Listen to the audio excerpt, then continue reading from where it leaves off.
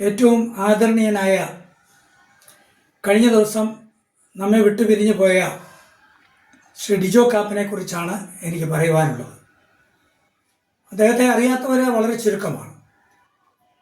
അദ്ദേഹം എല്ലാ വിഭാഗീയതയ്ക്കും അതീതമായിട്ട് രാഷ്ട്രീയ രംഗത്തിനോ അല്ലെങ്കിൽ മത വിഭാഗങ്ങൾക്കോ അല്ലെങ്കിൽ മറ്റു രീതിയിലുള്ള ചേരിതിരിവുകൾക്കോ ഒക്കെ അതീതമായിട്ട് എല്ലാവരെയും സമമായി കണ്ട് എല്ലാവരുടെയും ഒരു സേവകനായി വളരെ വലിയ കാര്യങ്ങൾ ചെയ്തു പോന്നിരുന്നയാളാണ്.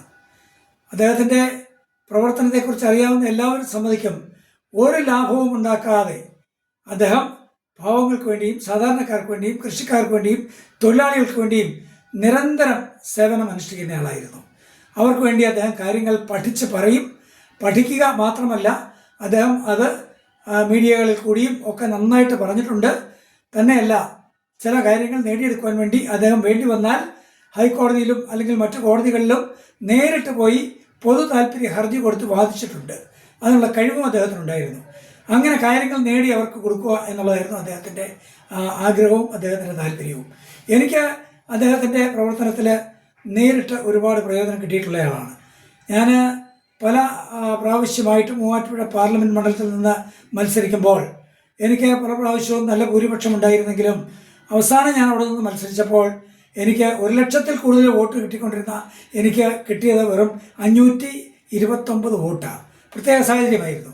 പക്ഷേ എനിക്ക് ഒരു കാര്യത്തിൽ വലിയ സന്തോഷമുണ്ട്. ആ 529 വോട്ട് മാത്രമല്ല, അതിൽ കൂടാതെ ലക്ഷക്കണക്കിന് വോട്ട് അല്ലെങ്കിൽ 1,00,000-ൽ കൂടുതൽ വോട്ട് എനിക്ക് കിട്ടിയതിൽ ശ്രീ ഡിജോ കാപ്പൻ്റെ വലിയ പ്രവർത്തനമുണ്ടായിരുന്നു.